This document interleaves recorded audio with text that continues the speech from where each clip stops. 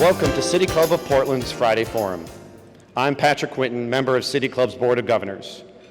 For over 100 years, City Club of Portland is where civic-minded people come together to make Portland and Oregon a better place for everyone to live, work, and explore.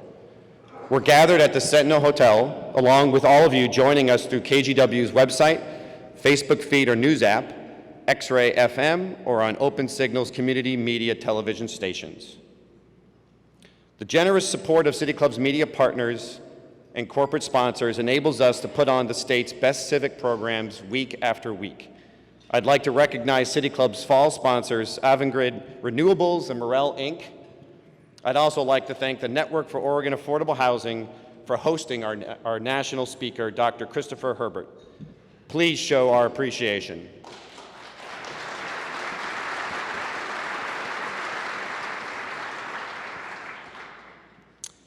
We are nearly a decade out from the start of the Great Recession. The housing market is starting to recover in a lot of ways. In 2016, we finally broke the pre-recession peak. Home prices are up, construction starts are rising, financial stress among homeowners is on the decline. Yet for many renters and home buyers in metro areas across the United States, and Portland is no exception, the current housing situation is anything but positive. What does it all mean? And what can we do about it? Here to talk about this today is our national speaker, Dr. Christopher Herbert. Dr. Herbert is the managing director of the Joint Center for Housing Studies of Harvard University. He has extensive experience conducting research related to housing policy and urban development, both in the United States and abroad. A key focus of his research has been on the financial and demographic dimensions of homeownership and the implications of homeownership policy of the recession, housing bust, and foreclosure crisis. Dr. Herbert was named Managing Director of the Joint Center in 2015. He is also a lecturer at the Harvard Graduate School of Design in the Department of Urban Planning and Design. Moderating our panel today is Elisa Harrigan, Affordable Housing Initiative Program Officer at Meyer Memorial Trust. Elisa Harrigan is passionate about building a strong and equitable affordable housing industry that is accessible to all Oregonians. At Meyer, Elisa uses her skills as a community organizer, local, state, and federal policy analyst, and an activist for anti-poverty and rental housing issues to advance the goals of the Housing Opportunities Portfolio and Organization Equity Vision. Prior to joining Meyer, Elisa was the executive director of the Community Alliance of Tenants, Oregon's only grassroots tenant-led organization. Please welcome our speakers.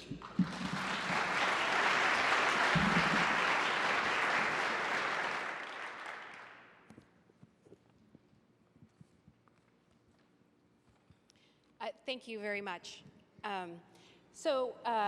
Thank you for Dr. Herbert for coming and joining us today. I'm very excited. Folks who know me know that I really enjoy talking about housing and affordable housing and how we can make it accessible to everybody. At this point in time, at least once a week, we are seeing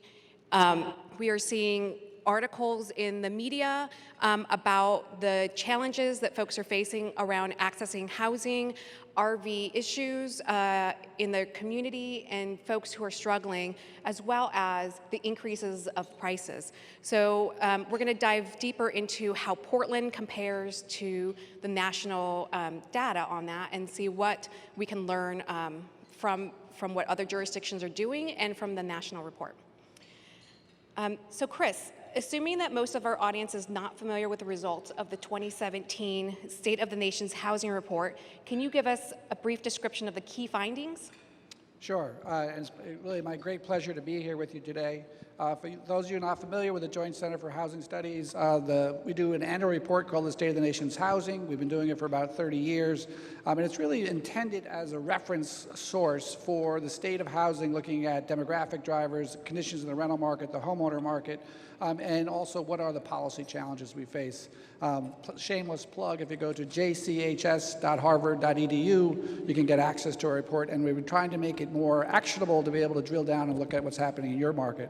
So this year's report, which came out in June, it covers a lot of ground, so sometimes it's hard to summarize, but looking at two sides of the market, the rental market and the homeowner market, which are two sides of the same coin, On the rental market, the last 10 years, we've really been, the U.S. market's been dominated by just surging demand for rental housing. And it's the flip side of the fact that the homeownership rate has crashed. But it's really been phenomenal how much increase in demand there's been for rental housing. To put it in perspective, in the 1970s, when the baby boom generation came of age, the largest generation at the time, we were added about 500,000 renters a year. And so that's when that first wave of 20-somethings came along. Over the last 10 years, we've added 1 million renters a year, so twice that. And it's a function both of the fact the millennial generation's as large as the baby boom generation was, and larger still actually, and the fact that the homeownership rate fell by 5-6 percentage points over that period of time. So that's a phenomenal growth in demand.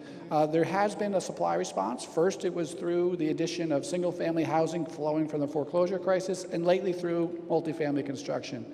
But it hasn't been enough to stem the rise in rents. And so the other thing that's come along with this rise in demand has been an exacerbation of affordability problems. For the first 5 years after the recession, we saw renter incomes falling, and against the backdrop of rising rents, renter incomes have started to rebound, but not enough to overcome the pace of rental increases, which have surged as well. So we've seen this surge in rental demand. It's tightened the markets. It's increased the affordability crisis to the point now where we have 11 million people spending more than half their income for rent, which is just astonishing. And when you consider that many of those households are low-income households, and it does not leave much left over to pay for food, for health care, for transportation, the other necessities of life.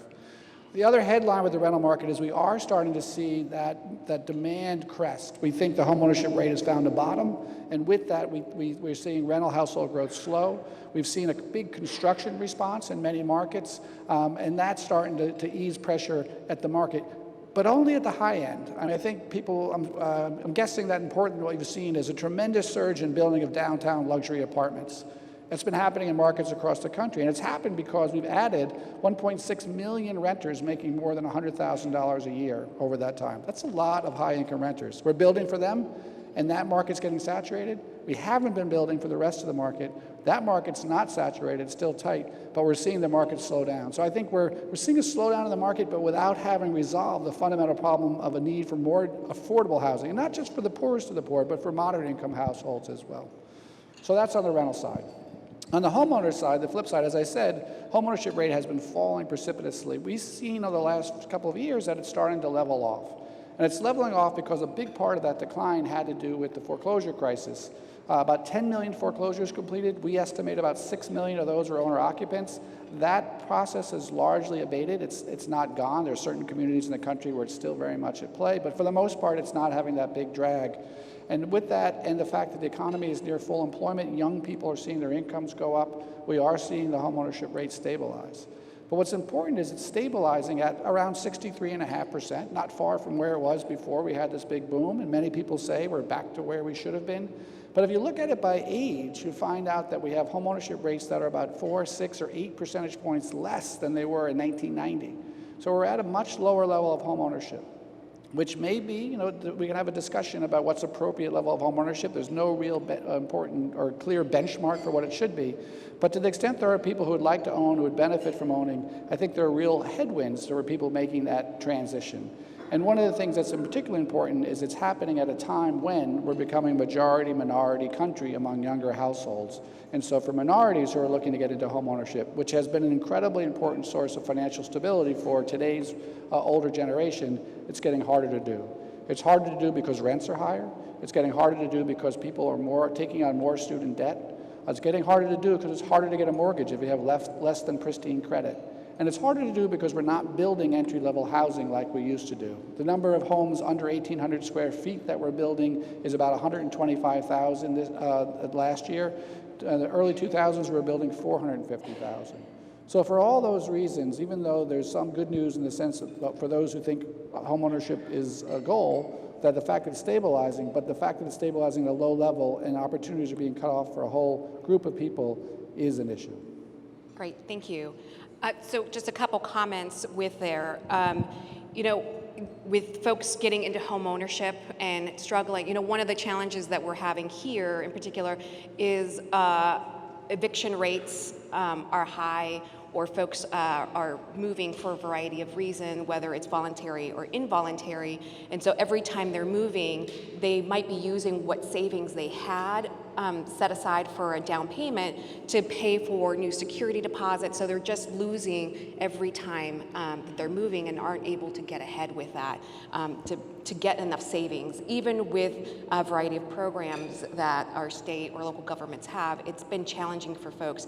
And then just the accessibility of the pricing here has been skyrocketing, not just within high opportunity neighborhoods that are desirable, but all across the city. And then the last piece is around the foreclosure. Oregon saw a lot of had a high foreclosure rate. But one of the things a lot of folks don't realize is a lot of those foreclosures were second homes. And so those were renters that were living in those homes that were foreclosed on and then ended up getting displaced. And so that also added here in Oregon to that. And that was a lot in the rural communities outside of metro areas, suburban areas that impacted us here. So that's great. Not great news, but good to hear where the trends are. So how are the national housing trends different from Portland? So can you share that with us? Sure.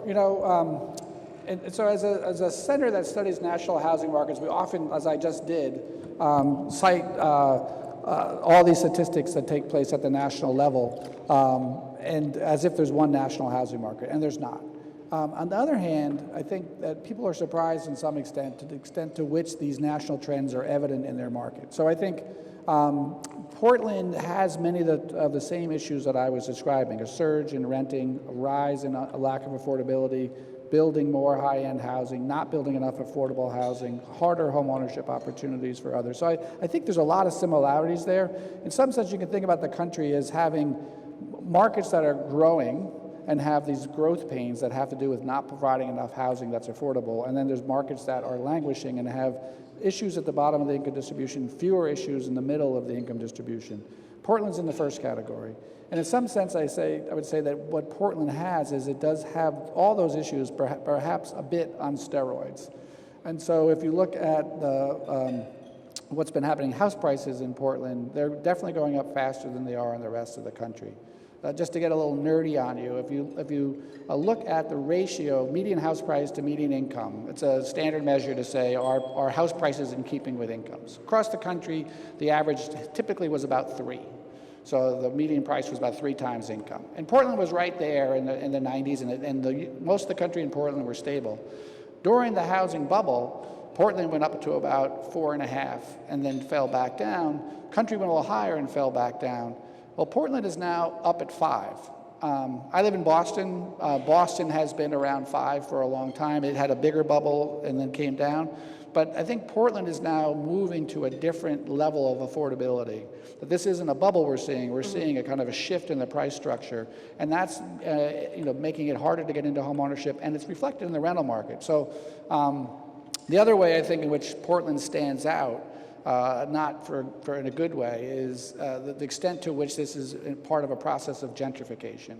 Gentrification is very hard to define and measure. We can debate how to do that. But common measures look at places that were lower income and had lower shares of college graduates and now have had above average gains in house prices and incomes and above average gains in college graduates. And by those type of measures, Portland is ground zero for gentrification over the last decade or so. And so certainly an issue we're seeing in a lot of markets, very much so in Portland. So I'd like to follow up on that. Just if briefly you can let us know about the shift in our housing market. So if we're not in the bubble and it's a restructure and a shift, what might that mean for our future here? Or what kind of strategies can we expect might be helpful? Right. So when we talk about housing affordability, it's a gap between incomes and house prices. And the reason why we've seen affordability worsen in this country is both, and over the last 15 years, it's worsened more than it has in any of the 15-year period going back in the post-war period. And it's because we've had the unhappy combination of incomes falling in real terms and house prices rising in real terms. In order to solve that, we need to work on both. We need to work on how do we get incomes up, For those who can't get their incomes up, we need to worry about subsidies. But on the price side, we need to think about how do we bring the cost of housing down. And so what's happening in Portland is the house prices are moving to another level. And that has to do here with land prices, what's happening with land prices. It's really difficult to turn a market. I don't know that any market in the country that has seen itself start to move to another price level has been able to turn around. So I think what it means is a whole host of strategies to try to build in more long-run affordability while you can. And so I live in the Boston area. Suffolk County is a place that has played in every single federal housing program since the 1930s, and we have the largest stock per capita of assisted housing in the country. And so I think what it means is having a long-term vision for how do we start to preserve affordability generally, but also preserve affordability in communities that are on the upswing, communities of opportunity, communities that are crime-free, have good schools. And so it's a whole host of tools that have to be done, taking advantage of every federal program there is, leveraging federal resources, leveraging the strength of the market through things like inclusionary zoning, having a long-term vision towards having as much public and community ownership of land as you can to maintain that affordability and integration, because Portland is probably going to be in a long-term growth trend and only see those issues continue to get tougher. Great, thank you. So I'm hearing opportunity for the Portland area to really work together on housing and potentially transportation as we continue to expand on that in the different corridors. Probably earlier in the transportation process planning than later. So, put this down too early. So earlier this week, Portland and Multnomah County released the most recent point-in-time report on homelessness in our community. And our community has increased. One of the things that struck me was that roughly 30% of people on the streets are people of color, though they make up less than 28% of the county's total population as a whole. And Native Americans are particularly at risk of becoming homeless. This speaks to how some of our communities are disproportionately struggling. So how does this compare with the data in the State of the Nation's Housing Report? There's a good section in there about the point-in-time counts for different communities. Yeah, so in general, you're highlighting the fact that people of color are more at risk of homelessness, and they're more at risk of housing affordability problems. They're more at risk of not being able to get access to home ownership. It's a function of income inequality linked to race, and so it's certainly consistent with that greater incidence of challenges at every stage of the housing market for folks of color. Particularly with regard to the issue of homelessness, it's there's kind of a two-part story, and the one part is if you look at the national statistics, that homelessness has actually been on the decline for various groups going back over the last 5 to 10 years. And that reflects the fact that the federal government has actually put more resources into approaches such as Housing First, where we try to get homeless people into housing, stabilizing housing before we treat them for their other issues that they may be wrestling with. And that's found to be very effective at getting people into a more stable situation and helping to reduce homelessness. And so I think at the national level, we've seen that we know a bit about how to do this, and it takes resources. But what we have seen at the same time is that there are a number of places where homelessness has been on the rise. A lot of places on the West Coast, Seattle, LA, San Francisco, also on the East Coast in New York. And in those places, it's really, I think, a function of the growing issue of housing affordability. There's a good correlation, a sad correlation, between housing affordability and the extent of homelessness. And so in places where the housing market's getting tighter and tighter, we're seeing that homelessness problem increase as well. And it affects the most vulnerable in society. So, I think the issue that you're seeing here in Portland reflects the fact that the market's tight, rents are high, and that's going to end up displacing people who can't find another place to go. So one of the things I do appreciate about the point-in-time count for Multnomah County and Portland is there was a lot of effort to make sure that folks who experience homelessness from different communities were counted in different ways. So there's folks who are, not just on the street and shelter, but doubled up. Like the way that our community is defining homelessness and reaching out broader to different communities is very good. Are there strategies that other cities are using that are addressing these disparities that we can learn from? As I said, I think in some sense, we know what we need to do. It's a question of having the political will to raise the financing to help get those the housing assistance that's needed. I mentioned having permanently supportive housing, having for people who don't need support, but getting housing vouchers or other means of getting permanently assisted housing that gets them into a stable housing situation. The other approaches that have been effective are emergency housing assistance grants. And so when a family or an individual is facing eviction, they've lost their job, they've had some other expense arise, they're looking to miss a payment, they might face eviction, getting that assistance in, keeping them housed where they are, helping them ride out that disruption and so that they don't become homeless, as you talked about, saves them money in terms of the move, saves the system money in terms of the cost of the shelter system. The federal government provided money for that during the worst of the downturn as part of their kind of stimulus response. It proved very effective, but they haven't renewed that funding. So some localities in Massachusetts has stepped in and provided some of that funding. So I think it's a host of things to try to provide that housing. I'm sure in Portland, I imagine that issues to do that also then run into the question of siting. So where do you put that housing, and how do you, what communities are willing to accept that housing? So there's also the political will to find a place to put the housing. So I don't know that I would say that there really isn't any kind of innovative solution. It really is a question of providing the resources to implement the things we know that work. And that's for both the state and the local levels that you're speaking of? Yeah, I mean, I think the issue is who's got the money, right, to be able to pay for this. And so localities can go so far in trying to leverage the resources they have. LA County just issued a huge bond to help pay for homeless programs, and the county was able to afford it. They could do it. Not all cases cities afford it, and so I think I would say that states have an obligation to be able to provide funding for that as well. And Massachusetts is a state program that provides that emergency grant program. So it's both. And local governments will have an important role in thinking about the siting of housing. Where does it go, and helping to navigate that process.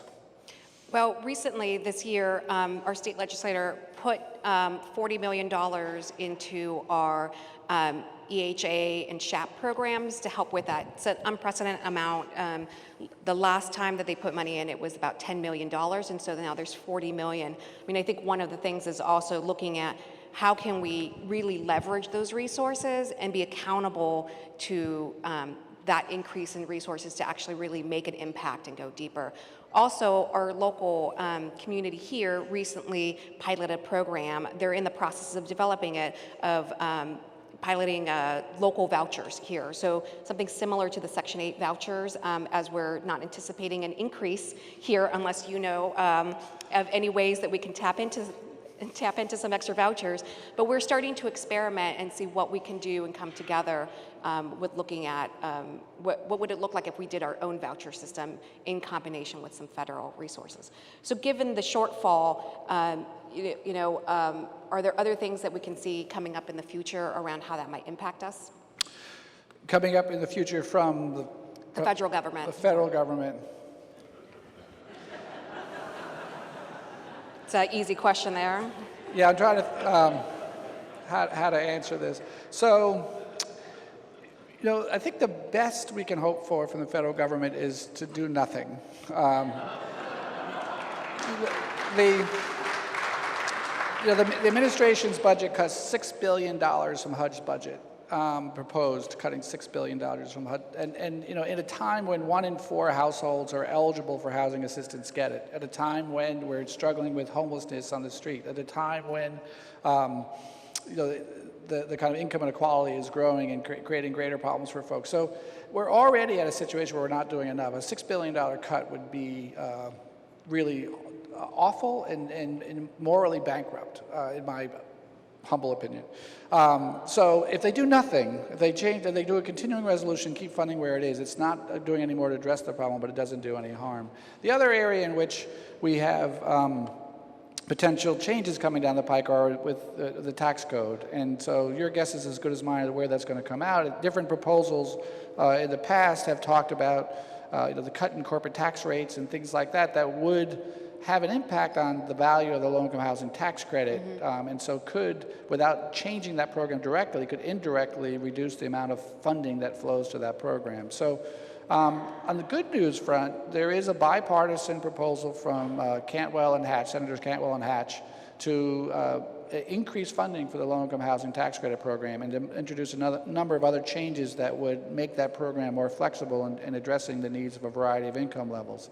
And that's one that does have bipartisan support. They had a hearing this summer on it, and Senator Hatch said that it was one of the best hearings he's seen as a senator. And so I think that the issue of housing affordability has become so extensive that there's a recognition that we need to do something. I think the low-income housing tax credit program, although it has its issues and detractors, I think does have a lot of support. So there is some hope there that there is a bill that has bipartisan support that could increase funding. I don't know of any proposal to increase funding for vouchers. And in my view, I think that we need both production subsidies and demand-side subsidies because not all markets are the same. Not all places need to have new housing. In some places, vouchers would be more efficient. But again, I hope that they won't do any harm on that front. And fingers crossed that Cantwell Hatch makes some progress. Great. So for our broadcast audience, this is City Club of Portland's Friday Forum. I'm Elisa Harrigan, and I'm speaking with Dr. Christopher Herbert from the Joint Center of Housing Studies of Harvard University about the state of the nation's housing report and what Oregon can learn. So, Chris, given the challenges we have in Portland, displacement of people of color, high population growth, escalating housing costs, tight rental market, as we've spoken to, you know, are there lessons, are there solutions that we can see and apply here in Portland? And you touched on some of this earlier. If Sure. there's anything else that you'd like to add to that. Yeah, no, you know, when I travel around, this is the question that I always get, and I think every city, every state is wrestling with this. And the sad answer is that there isn't any simple solution. And what we have is a situation that has been developing for a long period of time. It's complex. It has many causes, and therefore the response to it, the solution, is one that has to also take time and have many different approaches to it.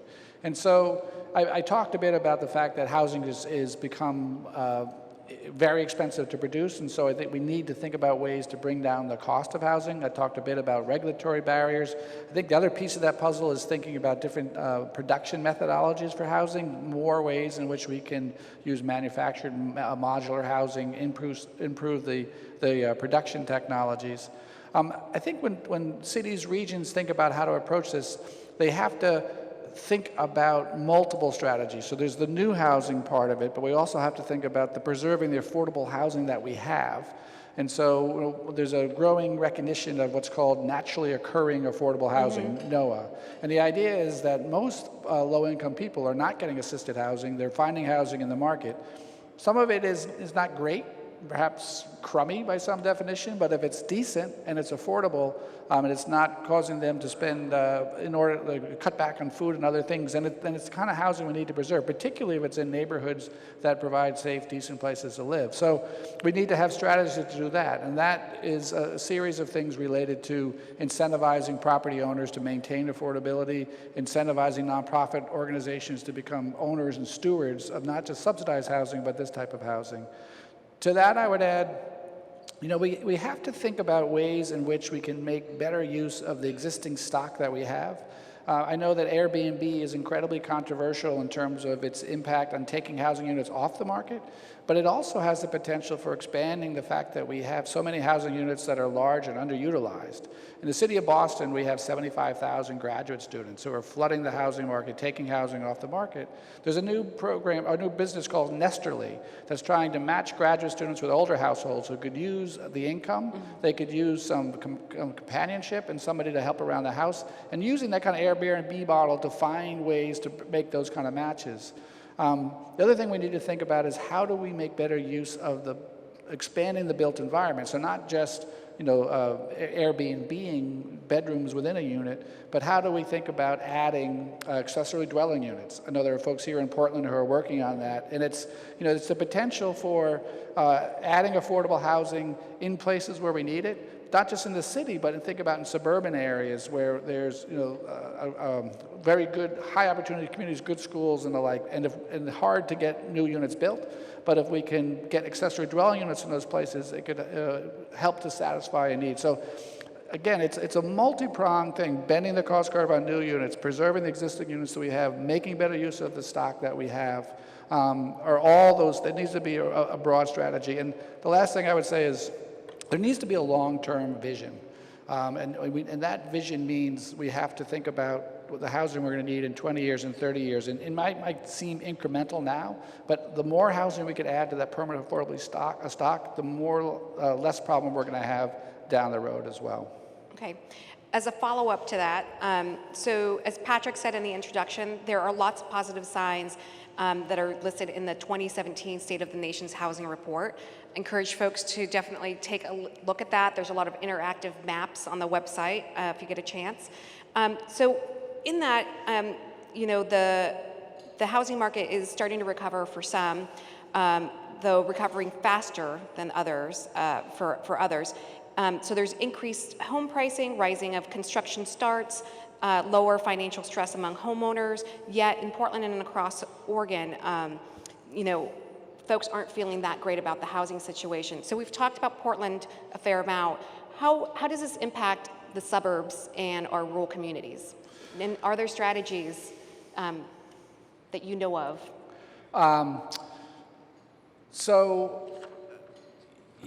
We're in terms of the suburbs and the rural communities, that there is a part of the recovery that's really is playing out very different spatially. And I mentioned gentrification, and certainly part of what we've seen is the housing markets come back most strongly in core areas of metropolitan areas, close to job centers, and that's led to this gentrification process. Close-in suburbs and many cities have done well as well. If you look at kind of a map of house price recovery, in a specific market area, it tends to, the central areas have recovered fastest, and as you get further away, they've recovered slowest. And so there is a sense that the kind of far-flung parts of suburban areas are the ones that are still feeling the pinch from the downturn to a great degree.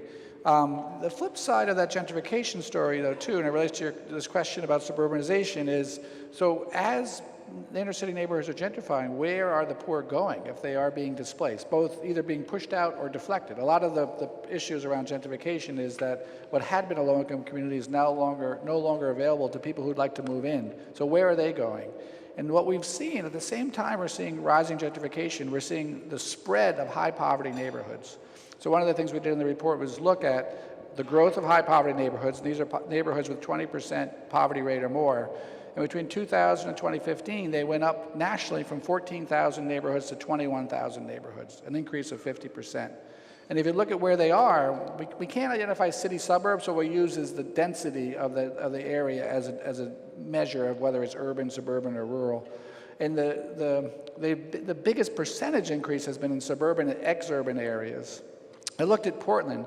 Portland, over that period of time, back in 2000, had 31 neighborhoods that had poverty rate over 20%. This is Portland MSA, so the broader area. In 2015, they had 89. So it's almost a tripling of the number of neighborhoods with high poverty. So at the same time that we're seeing gentrification pressures in Portland, the flip side of that is that a lot of those folks are being concentrated in other places and leading to higher poverty areas. In Portland, it's still predominantly a high density neighborhood effect, but it's also evident in the lower density areas as well. So there is, the housing recovery is not playing out equally across space. You mentioned rural areas. You may have noticed I haven't said anything about that yet. I will say that's a blind spot of ours. It's one that we spent a little more time in this report looking at. And I would say the short answer is that there isn't a single rural area story either, right? And so there are rural areas in the country where the economy has suffered, the loss of manufacturing jobs has been extreme, so the loss of jobs, the out-migration of people, the fall in housing prices, and those are very depressed markets, and perhaps are dissimilar from distressed inner-city neighborhoods, more common in the Midwest and parts of the Northeast than perhaps here. But at the same time, there's rural areas that are having gentrification pressures. There's a lot of places where wealthier people are moving from high-cost markets out to more rural communities and creating rising housing prices, leading to long commutes and pushing people out. I went to a conference in Woodstock, Vermont last summer, and I was talking with the folks working the hotel, and they grew up in Woodstock, Vermont, but they all lived an hour away and had to drive into Woodstock because a lot of folks from New York have moved into that area. Now, Woodstock's long-term been like that, but it's a process that's exacerbated. And you can look at markets around the country. So rural areas are having the same range of problems that other parts of the country are having. The issues there can also be, in terms of trying to find housing solutions, particularly if you're talking about rental housing solutions, is you're not going to build big buildings, right? The kind of scale of programs don't work. And so, for example, the low-income housing tax credit, which is our primary way of building affordable rental housing, given the way that program is structured, it really favors large developments, 100 units or more. Hard to put that in a rural community, and that's our main tool for building housing. So I think we need to think about how our programs function in smaller communities as well to make sure they're not being left behind. Yeah. So one of the big things that we hear at Meyer from some of our rural communities, particularly if it's the Gorge, the Coast, down in Central Oregon, is that folks are, there's seasonal homelessness, right? So folks are able to rent a unit for about 8 months of the year, and then the prices dramatically go up. So they'll either get a no-cause eviction, and then the rent skyrocket during the season of tourism, and then go back down. And so that's troubling. And so, you know, hopefully we can get some more research and some more work and learn from other areas about how we can provide some support. Because the scale of economy for development is definitely something that we're looking at as a challenge of, you know, is it appropriate to build a 40-unit building in Coos Bay? Right. No, it's not. But it's something smaller, and then how do you sustain it? So for our broadcast audience, this is City Club of Portland's Friday Forum. I'm Elisa Harrigan, and I'm speaking with Dr. Christopher Herbert from the Joint Center of Housing Studies from the from Harvard University about the State of the Nation's Housing Report and what Oregon can learn. So, how are communities of color, immigrants, and seniors impacted by the current market? So there is some interesting variety of factors of how those communities are either impacting the rates and who's being counted in the report. Can you speak to that a little bit more differently than what we've talked about? Yeah, no, I think we have touched on a number of the key ways, and so certainly minorities, people of color, and elderly are much more likely to suffer from housing cost burdens. They have lower incomes, and so they're much more likely to be facing those challenges and all the repercussions from it. The minority communities are much more subject to the pressures of gentrification and displacement. And the other issue I would say is the question of home ownership that we've talked about. And certainly for communities of color, it's a question of getting access to that rung on the housing ladder and that kind of stability in terms of residential stability, housing stability, and financial stability that it can provide. And the issue for seniors there, I think, is one of the focus of my center has been thinking about the implications of a rapidly aging population for housing. Mm-hmm. And the numbers there are actually kind of mind-blowing when you break it down. 10,000 baby boomers a day turn 65. By 2035, 1 in every 3 households will be 65 and older. So a third of the country are going to be in retirement years, hopefully in retirement years if they can afford it. 1 out of every 10 is going to be 80 and over. And when you're 80, the incidence of disabilities, mobility disabilities, self-care disabilities, and the like really become compounded. And so I think that those issues are really going to be fundamental for us as a housing community to wrestle with. But the other issue is in terms of financial stability. And more people are going into retirement carrying mortgage debt. And when you're in retirement and carrying a mortgage, your risk of being financially stressed go way up. And so I think what we're going to see too is a lot more need to address older homeowners who are struggling to be able to pay their mortgage as well. And yes, I mean, yes, right? I mean, we're hearing and seeing folks who are on fixed incomes, right? That is fixed and flat, and their rents just keep going up. And so it's just very dramatic and kind of life-changing once they're able to get on subsidized housing or get some kind of support, and some of them are long-time renters and doing their best to stay within their neighborhoods. So that's great. So can we talk a little bit about access to wealth building opportunities that you see that's listed in your report and kind of what you're seeing across the nation? I mean, this is all kind of building to not just housing now, right, but the fact of generational wealth, and then how do we kind of move forward into the future? Yeah, you know, as much as the housing boom and bust highlighted in a very clear way the financial risks of owning a home, it's still the case that home ownership is the principal means of wealth accumulation for low-income and minority households. And I think what the boom and bust taught us was that it has to be done right, meaning that you have to get people into mortgages they can afford, that don't have payments that change over time, but that are fixed, and so you have that ability to become more affordable over time. We have to have supports for once people get in there. I'm a firm believer that we need to have greater supports for savings. One of the big ways in which homeownership builds wealth that's underappreciated is that process of building up that initial down payment. There's nothing like that incentive to saying, I want to own a home, to start working extra hours, taking your lunch to work, and doing other ways of scrimping to build up that nest egg that then can grow over time. As I said, I think for the elderly, the fact that you own your home free and clear is an incredibly important pillar of financial stability in old age.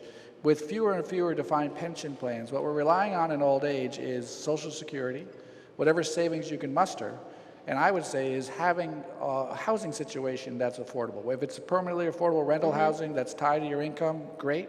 But otherwise, if you can own a home free and clear, that's the third leg of that stool. And I think part of it is trying to create pathways for people to get into that, and that includes counseling to help people get their financial house in order, to build up that savings, to understand the process. It entails savings incentives, which we don't really have very good savings incentives. We have tax incentives for 401ks with the same problem as the mortgage interest deduction. They're heavily skewed towards high-income households and much lower benefit for low-income households. We need to fix that. And so I think with that, there's a whole host of ways in which we should think about giving people ability to save and build wealth, but home ownership is an important piece of that, and we can do a better job at it. Great. So if you were to give our local and state officials one or two recommendations on how to address the housing crisis, right, from the range that we've talked about, from homelessness, rental, homeownership, how can we best address it? Help us solve the problem here in two recommendations. There's an old Steve Martin joke. He said that you too can become a millionaire and not pay taxes. Number one, get $1 million, and two, don't pay your taxes. I feel like there's a little bit of like, number one, give everybody the kind of housing supports that they need, and number two, rationalize the regulatory system around housing to make it possible to build decent and affordable housing in a broad range of communities. For both of those things, you need a magic wand to be able to get the money that we need and to be able to solve the kind of NIMBYism and not just NIMBYism. I think it's easy to kind of cast the regulatory barriers as issues that are just intended to stop development. There's a lot of legitimate reasons for zoning. There's a lot of concerns about environmental issues. There's a lot of concerns about building safety. There's a lot of concerns about making sure that uses are compatible. And so that's the challenge, is how do we make sure that those public policies are met while we also still allow for the building of decent, simple, affordable housing. So I've completely avoided your question. And that's because I think it really is a fundamental, that those are the two issues. The one issue is for people who can't afford housing on their own, the private market can't provide it. Simple math. If you make $15,000 a year, you can afford about $400 a month in rent and be affordable. The cost of just operating a housing unit is about $400 a month. That doesn't count for the capital cost of it. So there's a whole, and $15,000 isn't even near the bottom of the income distribution. So we need to have subsidies down there. So you have to have the political will to raise that money. And then secondly, we have to do better about freeing up the private sector to build housing for moderate income people than we've been doing now. Great. Thank you very much, Chris.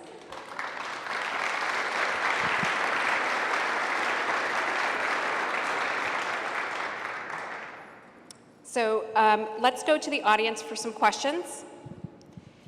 If you've written a question on an index card, hold it high for staff to collect. You can also submit questions through Twitter using the hashtag FridayForum.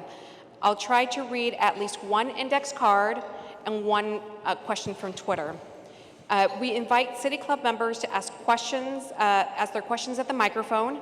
Asking a question at the Friday Forum microphone is a benefit of City Club membership. Membership is open to everyone. So when you're at the microphone, please identify yourself as a City Club member and ask one question, and please keep it within 30 seconds. Go ahead. Win Wakala, City Club member. Here in Portland, we have the urban growth boundary, which is really good. It protects farmlands. But when they build more housing, it kind of just goes out a little at a time. And you talked about how land prices have a big part of why housing costs so much. And I'm sure, so it's limited. Have you seen anywhere where they've gone out like 10 miles away from a big town and created an entirely new village, community village with grocery stores and services for poor people with low-income housing and some kind of jobs? So, you know, I think there is a tendency in search of affordability, to go further out in metropolitan areas on the fringes where land is cheap. That's the origins of a lot of the suburbs. The issue is, you're building whole communities. I'm not sure if I know of examples of that. There tends to be, housing goes out there, people have long commutes back to the job centers, and ultimately jobs may follow them out there. There really is an issue around the world, I think, of that kind of tendency to push housing way out to where land is cheap to get affordability, but at the expense of being connected to jobs and other things. Mexico has a huge problem now in terms of vacant housing on their periphery for that reason. So the urban growth boundary is an attempt to rationalize the process, keep the growth into an area where you have the infrastructure close to jobs. It does have the downside of raising land prices. And I know that one of the big issues is, whether or not you have the land within the boundary that's being released by owners. So it's a challenging problem. I can't point to any examples of where people have built at extreme and built a miniature city. I think those issues tend to be sprawl, and they tend to be divorced from jobs. I mean, I think one of the things that we can try to look at here, and I think some folks there's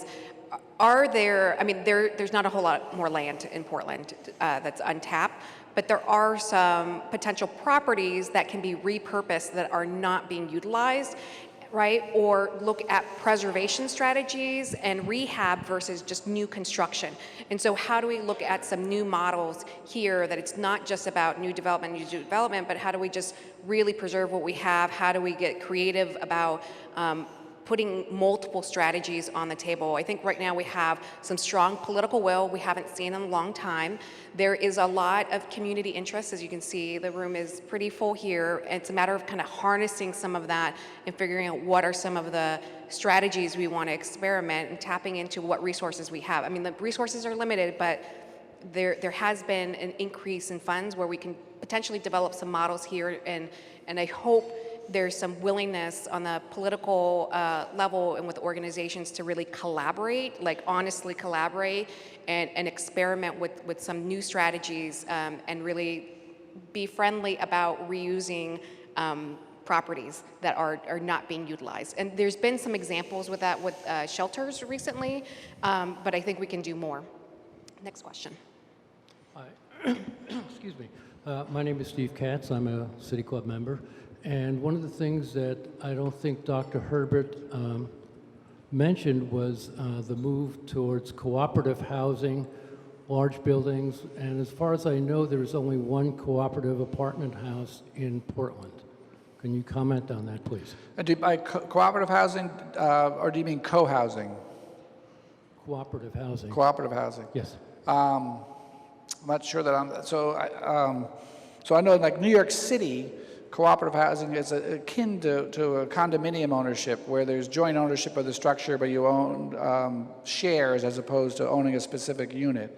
So in that model, I mean, I think it's a way of getting higher density home ownership. There are low equity cooperative models that are also kind of ways of making homeownership more affordable by having those shares kind of subsidized to some extent, and the amount that you can appreciate limited over time. So I mean, it's a model, I think, that both speaks to having more homeownership opportunities in high-density areas. And for certain versions of it are also ways to think about low-income homeownership that are permanently affordable. But there are complexities in terms of the legal ownership structures, and particularly as it relates to financing.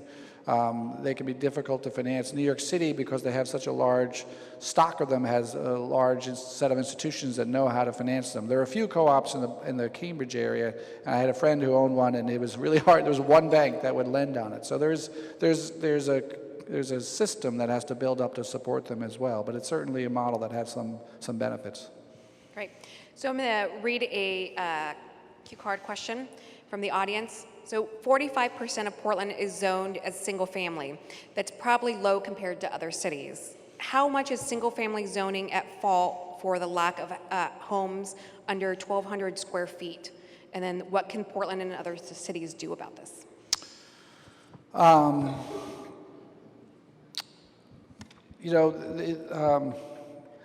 Single-family housing, I'm a bit of an apologist, I guess, for single-family housing. I think there's lots of ways to do single-family housing that can be higher density, more units per acre.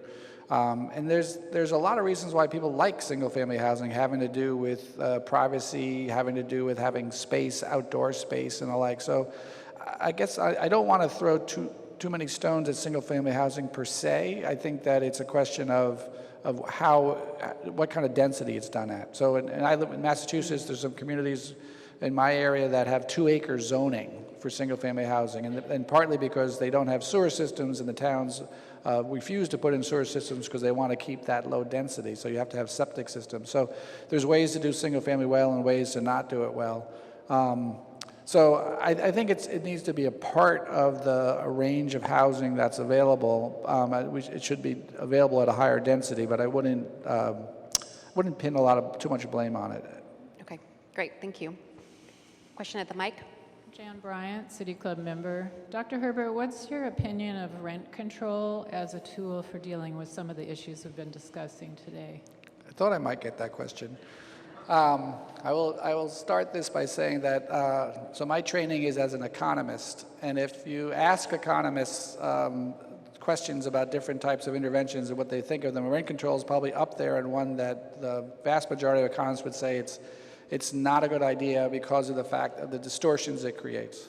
It also has challenges in terms of being such a blunt instrument. When you have rent control, there's no test to see who gets the access to the unit, and so you may be protecting rent increases, but not necessarily for the people you want to help, and you're discouraging new units being developed. You're discouraging investment in those units. So there's all that orthodoxy. I think about this hard because I think that housing is a different good, and I think that when you're Portland, other cities are facing 8, 9, 10% rent increases a year, and people are being displaced by that. I think it does suggest it's a special good that may deserve different treatment. New Jersey has rent control that municipalities can adopt. It's a soft form of rent control that is structured in a way that doesn't necessarily discourage new development. And basically there's been studies that have done a look at towns that have adopted it and towns that haven't adopted it, and to see how different the rent structures are over time. And they're not that different. But what it does do is it smooths the trajectory for how quickly rents rise to what the market rent levels are. Which is a long way of puttering around the answer, I guess. But basically, I think at times of extreme rent increases, some moderation of those increases, given housing's special role in people's lives, might be warranted. Is that enough of an iffy answer? Yes. But I think as an economist, I think that's a pretty firm embrace. It'll probably get me in trouble. So what I'm hearing from you is there doesn't have to be a one-size-fits-all strategy when it comes to rent control. Portland or Oregon can create its own rules around rent control, rent stabilization, right? We don't have to adopt San Francisco or any other exact models. Yeah, all I would say is, that it does lead to incredible complexity and administrative processes, and it is a blunt instrument. So New York City has rent control at 1 million units. So I'm going to move us to our last question. But Okay. Yes. But I do appreciate that, and we can have more conversation afterwards. So the last question is from our Twitter followers. Can you speak to the need for building differently? And so in terms of accessibility and universal design. Yeah.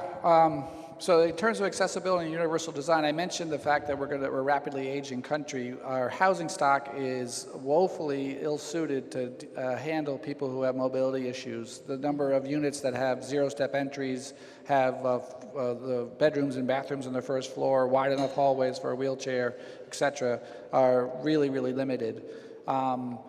Part of it has to do with people incorporating that thinking into their own decisions about housing that will be suitable for them as their age, but I do think that there's reasons why ordinances to encourage that type of development are warranted.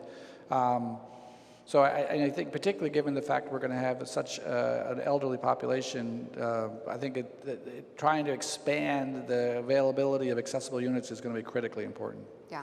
And folks don't necessarily know when they might have a disability come on and the challenges of that. And so kind of looking at sometimes when you're building for the most vulnerable or the most accessible, you are capturing a wider range of folks. No, we are really poor about predicting our future. Yeah, yes. I'm never going to get old myself. Well, thank you very much. And so that is the end of our question and answer segment. Thank you. Thanks. Great to be here.